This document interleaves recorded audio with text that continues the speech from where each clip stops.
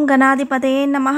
అందరికీ నమస్కారం. ఈరోజు మన ఛానల్లో ఈ 2025 సంవత్సరం ఆగస్టు 12 మంగళవారం, అది శ్రావణ మాసంలో వచ్చినటువంటి అంగారక సంకటహర చతుర్థి చవితి తిథి ఎప్పటి నుంచి ఎప్పటి వరకు ఉందో, అలాగే ఈ నెల నామం పేరు, పీఠం పేరు, అలాగే పూజా సమయాలు ఏమిటో, నైవేద్యాలు ఏం సమర్పించాలో, చంద్రోదయ సమయాలు ఏమిటో పూర్తి వివరాలు ఈ వీడియో ద్వారా తెలుసుకుందాం.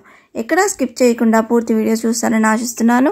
అంతకంటే ముందుగా ఇంతవరకు నా ఛానల్ సబ్స్క్రైబ్ చేసుకుని వాళ్ళుంటే సబ్స్క్రైబ్ బటన్ ప్రెస్ చేసి పక్కనే ఉన్న బెల్ ఐకాన్ ప్రెస్ చేసి అలానే ఆప్షన్ ప్రెస్ చేశారంటే నేను పెట్టే ప్రతి వీడియో మీరు నోటిఫికేషన్ ద్వారా మొదటగా చూసేయవచ్చు. ముందుగా వీడియోలోకి వెళ్ళిపోదాం. మానవులను కష్టాల నుండి గట్టెక్కించేది సంకటహర చతుర్థి వ్రతం. గణపతికి అత్యంత ప్రీతికరమైన తిథుల్లో ప్రధానమైనది చవితి తిథి.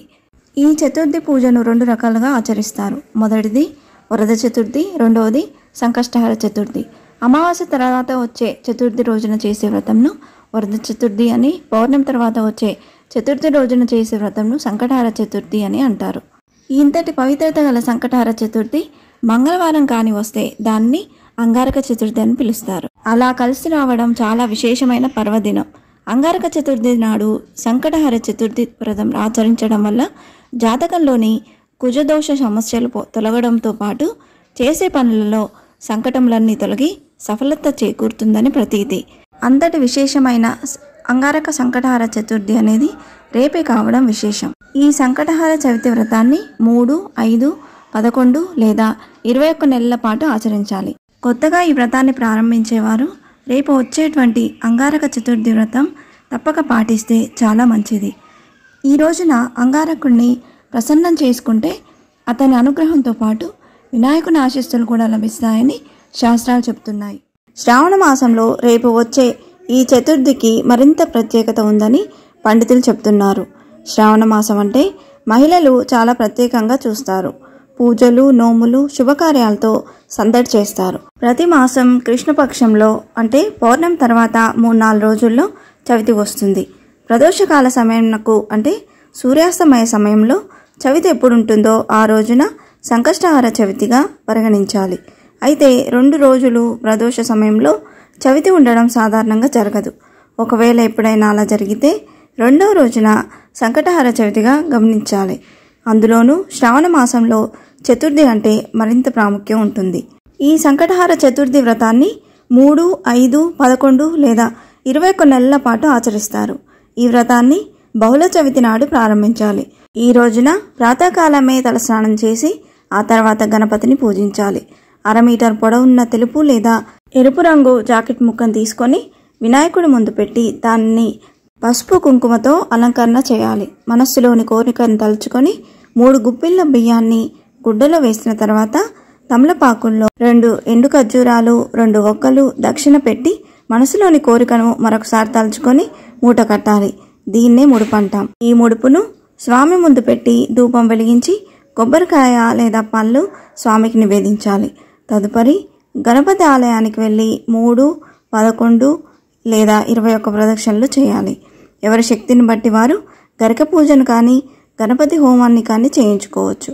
సూర్యాస్తమయం వరకు పూజ చేసిన వినాయకుడిని కదపకూడదు.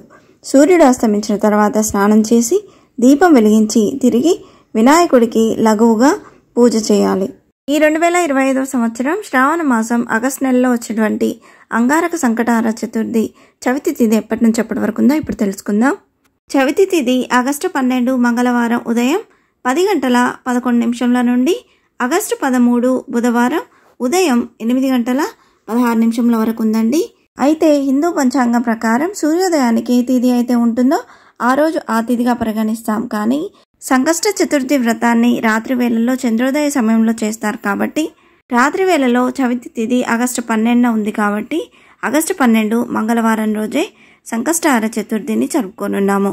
ఇది మంగళవారం వచ్చింది కాబట్టి విశేషంగా శ్రావణ మాసంలో అంగారక సంకష్టహర చతుర్థిగా జరుపుకోనున్నాం.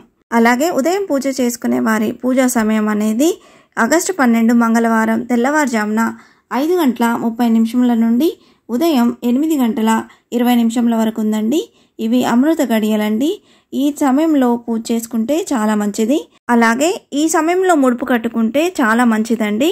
ఒకవేళ ఈ సమయం వీలు కాకపోతే ఉదయం 10:30 నుండి 10:45 లోపుగా పూజ అనేది ప్రారంభించుకోవచ్చు.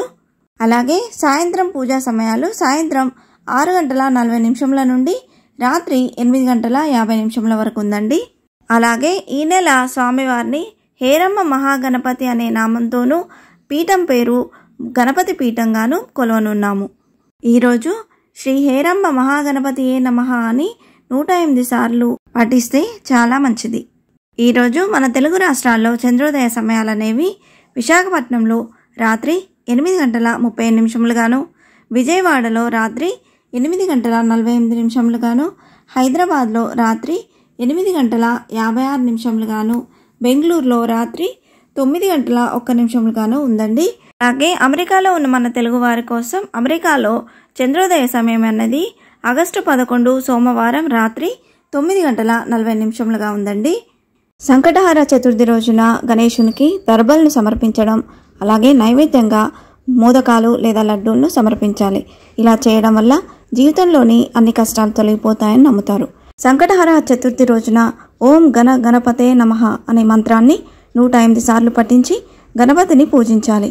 ఇలా చేయడం వల్ల ఐశ్వర్యం, ఆనందం, అదృష్టం పెరుగుతాయి అని పండితులు చెప్తున్నారు. ఇంతే ఫ్రెండ్స్, ఈ వీడియో మీకు నచ్చిందని ఆశిస్తున్నాను. ఇలాంటి ఇంట్రెస్టింగ్ వీడియోస్ కోసం please subscribe my channel and press the bell icon. అలాగే లైక్ చేయండి, షేర్ చేయండి. మీకు ఏమైనా సందేహం ఉంటే నా కామెంట్ బాక్స్లో పోస్ట్ చేయండి.